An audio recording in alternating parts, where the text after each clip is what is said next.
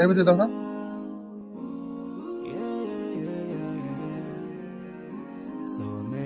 তুমি খান দাঁড়াও।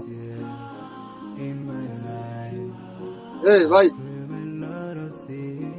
ধরেন আপনি আপনি খান। বেটা এটা খাওয়ার জিনিস, দেখে আমরা খাবো।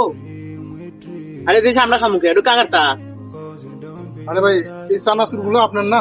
হ্যাঁ আমার। তা আমরা তো এক পাগলে দিয়েছি। তা আপনি পাগলে দিলেন, এটা কি ভালো জিনিস আপনি পাগলে দিচ্ছেন? আর ভাই শাশুড়ি প্যাকেট তো ফাটা খাই, এনে ফাটামো। হ্যাঁ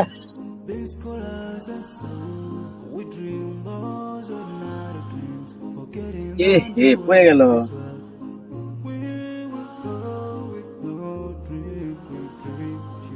ভাই এটাতে তুলছে সব, এটা কি খাওয়া যাবো?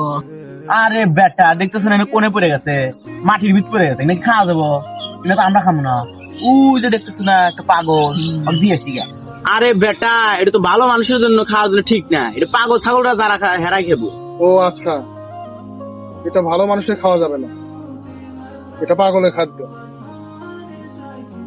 এটা ভালো মানুষ যদি খাইতে না পারে পাগল কিভাবে খাবে?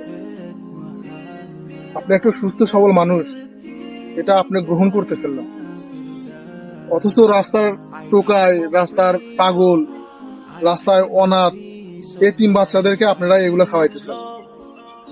এটা কি আপনি ঠিক করতেছেন? আরে ভাই যে জিনিস আপনি খাইতে পারবেন না সে জিনিস আপনি অন্য কিসের জন্য দিতেছেন? লোকমান হাকিম রহমতুল্লাহ আলাইহি বলেছিলেন, তার ছেলেকে একটা নসিহত করেছিলেন, হে বৎস, তুমি নিজের জন্য যা পছন্দ করো সেটা অন্যের জন্য পছন্দ করো, আর তুমি যেটা নিজের জন্য অপছন্দ করো সেটা অন্য কেউ দিও না, সেটা অন্যের জন্য অপছন্দনীয়। আর আমাদের ভিতরে যদি এই মানবতা আজকে থাকতো তাহলে আমরা এই সমস্ত ভুল কাজ করতাম।